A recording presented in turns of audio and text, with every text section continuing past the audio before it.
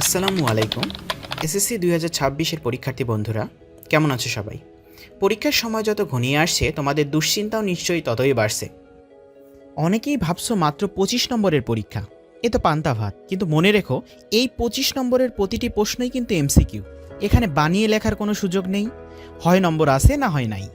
বইয়ের ভেতরের থেকে খুঁটিনাটি সাল, বিজ্ঞানীদের নাম এবং স্প্রেডশিটের জটিল সব ফর্মুলা সব কিছু মিলিয়ে সিলেবাসটা ছোট মনে হলেও পরীক্ষার হলে কনফিউশন তৈরি হওয়াটাই স্বাভাবিক। কিন্তু আজ আমি তোমাদের এমন একটি জাদুকরী সলিউশন দিতে এসেছি যা ফলো করলে আইসিটিতে 25-এ 25 পাওয়া তোমাদের কাছে মনে হবে হাতের মোয়া। টেকনিক্যাল সব টপিক মুখস্থ না করে কিভাবে বুঝে বুঝে আয়ত্ত করা যায় এবং পরীক্ষায় শতভাগ কমন নিশ্চিত করা যায় তার একটি মাস্টার প্ল্যান নিয়ে আমি আজ তোমাদের সামনে হাজির হয়েছি। আপনারা জানেন, আমি দীর্ঘদিন ধরে একটা কোচিং সেন্টারের সঙ্গে যুক্ত আছি। আমাদের এখানে যারা পাঠদান করেন তারা শুধু শিক্ষক নন, আমাদের সাথে যুক্ত এমন অনেক অভিজ্ঞ শিক্ষক রয়েছেন যারা সরাসরি শিক্ষা বোর্ডগুলোর প্রশ্ন প্রণয়ন এবং উত্তরপত্র মূল্যায়নের সাথে সরাসরিভাবে যুক্ত। অর্থাৎ বোর্ডের প্রশ্ন কাঠামো কেমন হয় এবং কোন টপিকগুলো পরীক্ষায় আসার সম্ভাবনা সবচেয়ে বেশি, সেই বিষয়ে তাদের রয়েছে দীর্ঘ বছরের অভিজ্ঞতা ও গভীর জ্ঞান। প্রতি বছরের মতো এবারও আমরা তাদের সরাসরি তত্ত্বাবধানে এবং পরামর্শে তৈরি করেছি এসএসসি 2026 আইসিটি চূড়ান্ত সাজেশন। গত বছরগুলোতে আমাদের সাজেশন যেমন রেকর্ড পরিমাণ প্রশ্ন কমন পড়েছিল, ইনশাআল্লাহ অভিজ্ঞ শিক্ষকের এই বিশেষ গাইডলাইনের কারণে আমরা এবারও শতভাগ আশাবাদী যে পরীক্ষায় তোমরা 100% কমন পাবে। এসএসসি 2026 আইসিটি চূড়ান্ত সাজেশন।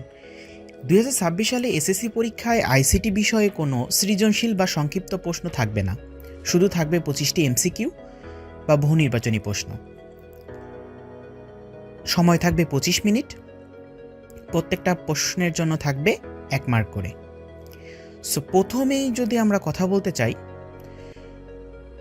প্রথম অধ্যায় তথ্য ও যোগাযোগ প্রযুক্তি এবং আমাদের বাংলাদেশ। এখান থেকে গুরুত্বপূর্ণ কিছু টপিক, যে টপিকগুলো থেকে এমসিকিউ কোশ্চেন আসবে সেগুলো হচ্ছে ই লার্নিং নিয়ে একটু পড়াশোনা করতে হবে, then e governance, e service and e commerce. এই 1, 2, 3, 4 এই 4টা টপিক থেকে এমসিকিউ আসবে এই চ্যাপ্টারের উপরে। তারপরে রয়েছে আরও কিছু টপিক যেগুলো স্ক্রিপ্ট করা যাবে না, সেটা হচ্ছে বাংলাদেশে আইসিটির বিকাশ, কর্মক্ষেত্রে আইসিটি এবং সামাজিক যোগাযোগ মাধ্যম। এই 3টি টপিক আরও বেশি ইম্পর্টেন্ট।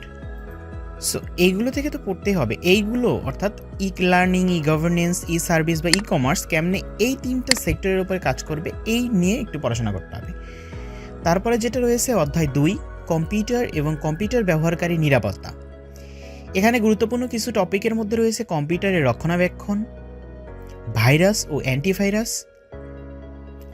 তারপরে এখানে যেগুলো পড়তে হবে সেটা হচ্ছে সফটওয়্যার ইনস্টলেশন ও আনইনস্টলেশন, মানে কেমনে কোন একটা সফটওয়্যার ইনস্টল করব এবং আনইনস্টল করব।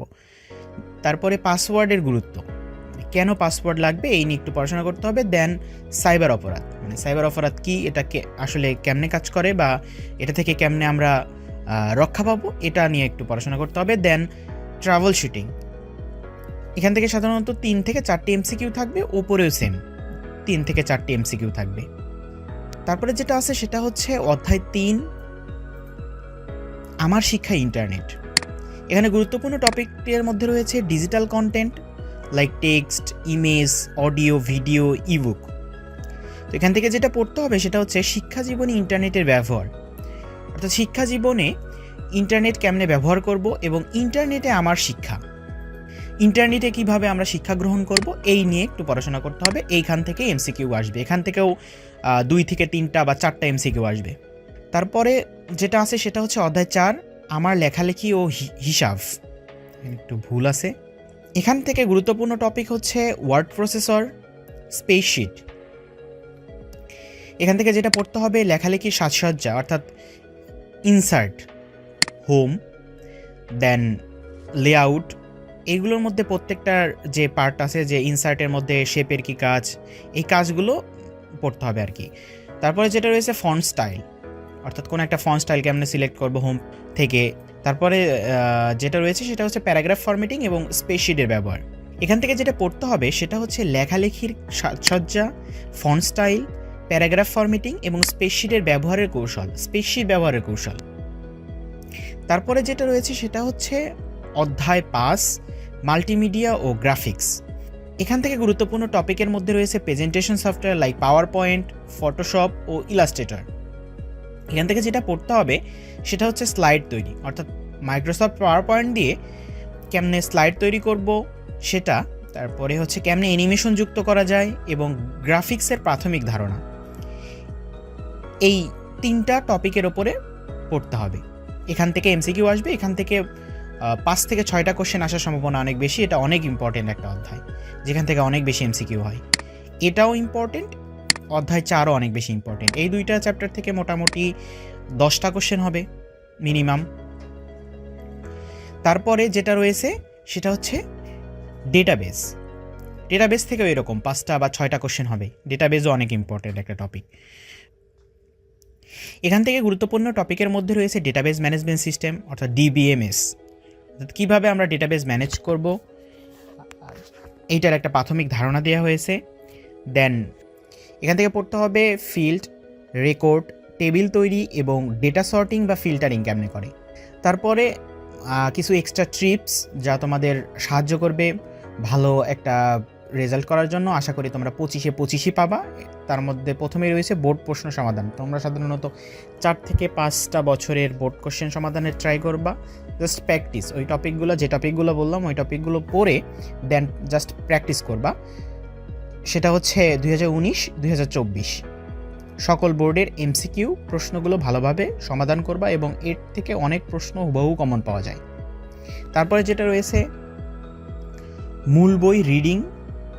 যেহেতু 25 নম্বরের এমসিকিউ, তাই মূল বইয়ের প্রতিটি লাইন গুরুত্ব দিয়ে পড়তে হবে। বিশেষ করে সাল, বিজ্ঞানীদের নাম, বিভিন্ন সফটওয়্যার ভার্সন বা শর্টকাট কি, যেমন কন্ট্রোল+S মানে কি, যে কেমনে কন্ট্রোল+S দিলেই তো সেভ হয়ে যাবে, এটা তো সবাই জানো। এমন শর্টকাট কিগুলো, Ctrl+V দিলে কি হবে, লাইক পেস্ট হবে, Ctrl+C দিলে কি হবে, কপি হবে, এগুলো পড়তে হবে।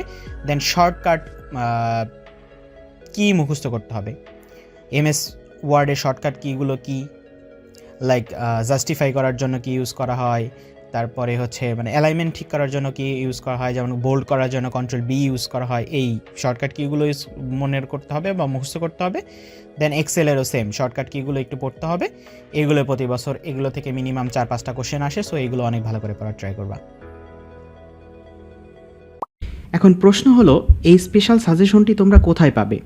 আমাদের এই চূড়ান্ত সাজেশন সম্পূর্ণ পিডিএফ বিস্তারিত তথ্য তোমরা পেয়ে যাবে আমাদের অফিসিয়াল ওয়েবসাইটে। তোমাদের সুবিধার্থে ওয়েবসাইট লিঙ্ক আমি এই ভিডিওর ডেসক্রিপশন বক্সে দিয়ে দিচ্ছি। দেরি না করে এখনই ডেসক্রিপশন বক্সের লিঙ্কে ক্লিক করো এবং সাজেশনটি দেখে নাও। পরীক্ষার প্রস্তুতিতে এক ধাপ এগিয়ে থাকো। সবার জন্য অনেক অনেক শুভকামনা রইল। ভিডিওটি ভালো লাগলে বন্ধুদের সাথে শেয়ার করো যেন তারাও এই সুযোগটি কাজে লাগাতে পারে। ধন্যবাদ। আল্লাহ হাফেজ।